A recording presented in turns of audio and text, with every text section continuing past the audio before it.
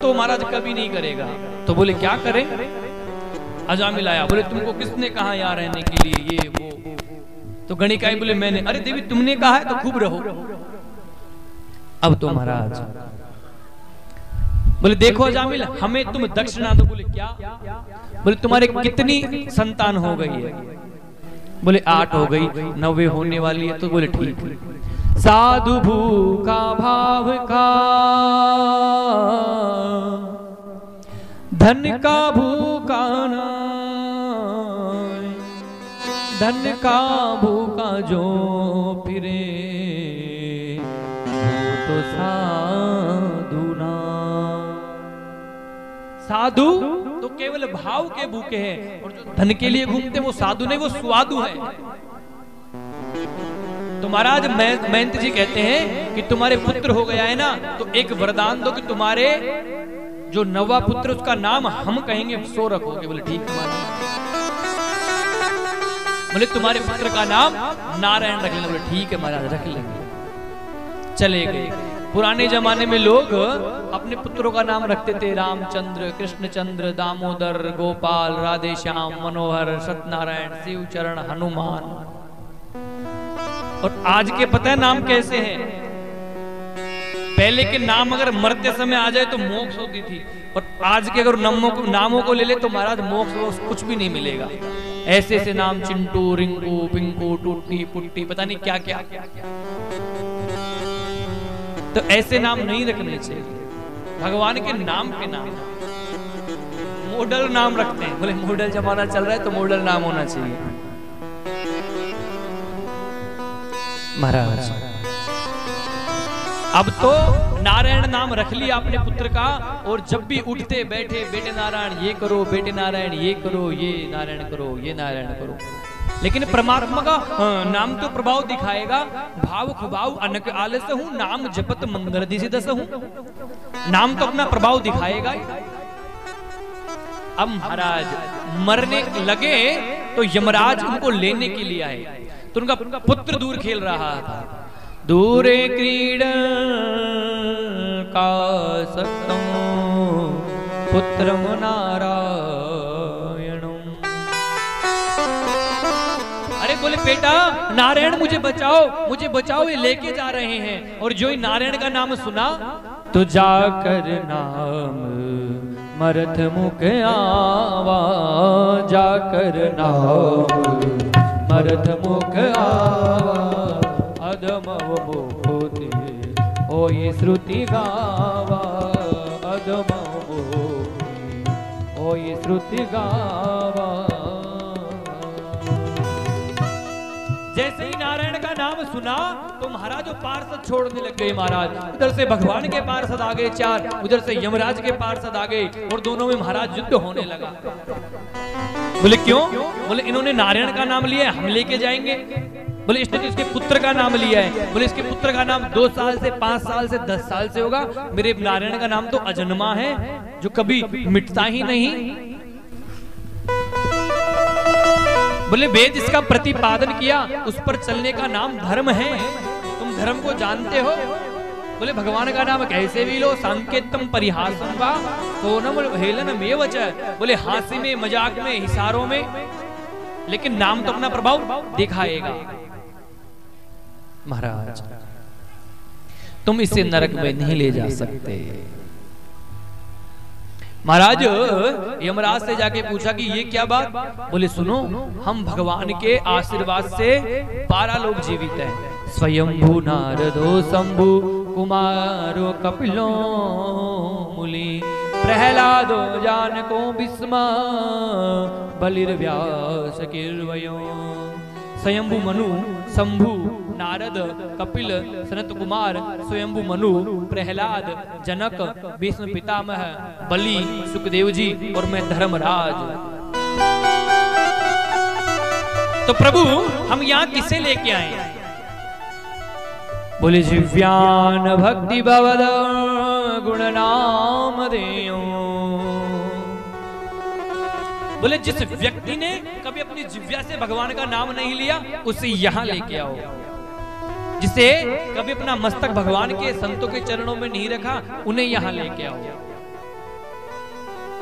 बोले जो कभी भागवत में कीर्तन में नहीं जाए उन्हें यहाँ नरक में लेके आओ।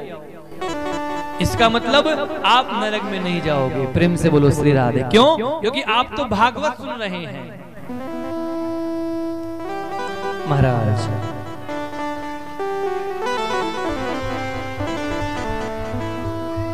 कहने का अभिप्राय, भगवान का नाम अपना गुण दिखाता है। उन्होंने सोचा कि अगर मैं भगवान का नाम लेता तो साक्षात परमात्मा मुझे मिल जाते। महाराज उन्होंने खूब भजन किया। परीक्षित ने प्रश्न किया, आपने मुझे ध्रुव जी का वंश सुनाया लेकिन आधा ही सुना। कहते हैं कि महाराज सुखदेव जी कहते हैं, राजन प्रचेता गणों का विवाह वृक्षों की पुत्री वाक्षी से हुआ। उनके दक्ष नामक पुत्र हुए, जिन्होंने दक्ष नामक पुत्र ने महाराज तपस्या की, विवाह हुआ, उनके 10,000 पुत्र हुए और नारद जी ने सबको वैराग्य दिखा दिया। ऐसे ऐसे प्रश्न बताए। बोले ये बताओ दोनों ओर बहने वाली नदी का नाम क्या है? आपने देखी ऐसी कोई नदी? किसी ने देखी तो बताओ, इधर भी बहे और इधर भी बहे।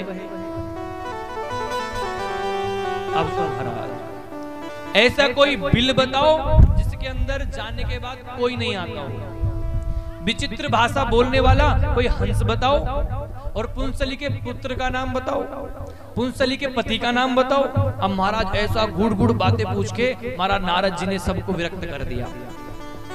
बोले आप ही बताओ गुरुदेव। नारद जी को कहा ध्यान से सुनो। दोनों ओर बहने वाली नदी का नाम है माया, जो सृजन भी कर रही है और महाराज दिनों दिन संहार भी कर रही है। और ऐसा कोई विल जिसके बाद चले जाने के बाद कोई नहीं आता, उसका नाम है मोक्ष। मोक्ष पाने के बाद कोई लौट कर नहीं आता। और विचित्र भाषा बोलने वाला हंस, बोले वो है शास्त्र, होता कुछ और है और दिखता कुछ और है। और बोले पुंसली के पति का नाम है माधव। माया का नारद जी ने सबको विरक्त कर दिया। महाराज दक्ष को पता चला तो महाराज 10,000 पुत्र और किया। अहो साधु साधुना, नारद जी को श्राप दे दिया। अरे भिखमंगे के मार्ग दिखाने वाले नारद, जा मैं तुझे श्राप देता हूं, तू एक जगह कहीं भी स्थिर नहीं रहेगा। अब तो महाराज नारद जी के सहनशील से प्रसन्न हुए। महाराज अब की बार दक्ष ने 60 कन्याओं को जन्म दिया। 13 कश्यप जी को, 60 10 धर्म को, 2 भूतों को, 27 चंद्रमा को, अंगिरा को 2 महाराज कृषाश्व को, ताक्ष को 4, दिति कश्यप जी को दी। और महाराज इनकी पुत्री है रचना। इनके 2 पुत्र हुए, विश्वरूप और सन्निवेश। परीक्षित ने पूछा, महाराज देवताओं के गुरु तो बृहस्पति जी थे, तो फिर विश्वरूप गुरु कैसे बने? बोले एक बार देवताओं के गुरु महाराज आए तो इंद्र ने उनको सम्मान नहीं किया और महाराज गुरु रुष्ट होकर चले गए। बोले जब तक तुम विश्वरूप से काम चलाओ। महाराज इंद्र ने अपने गुरु का वध कर दिया, उनको गुरु हत्या लग गई और 4 जगह महाराज ब्रह्म हत्या को बांटा। पहला पृथ्वी को, दूसरा जल को, तीसरा वृक्षों को और चौथा स्त्रियों को। लेकिन साथ साथ वरदान भी दिया कि पृथ्वी में गड्ढे पड़ेंगे लेकिन स्वतः अपने आप भर जाएंगे। जल में काई आती है उसके रूप में, वृक्षों में महाराज जो गोंद होता है वो, और माताओं को महाराज जो 4 दिन का जो महाराज उसमें काम नहीं करती, महाराज रजस्वला रूप में रहती है वो। उस समय भगवान का कीर्तन, पूजा पाठ, भागवत सुनने भी नहीं आना चाहिए। महाराज आगे जाके वृत्रासुर नामक राक्षस उत्पन्न हुआ, उसके भय से महाराज देवता घबरा गए। महाराज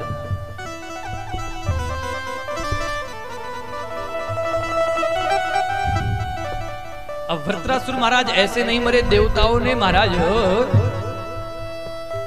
एक देवताओं से एक व्रज दधीचि ऋषि से महाराज व्रज लाया और वृत्रासुर को महाराज मार गया। अहम हरि तुम पादैकमूलम। लेकिन वृत्रासुर प्रार्थना करता है, प्रभु मुझे कुछ नहीं चाहिए। तो बोले क्या चाहिए?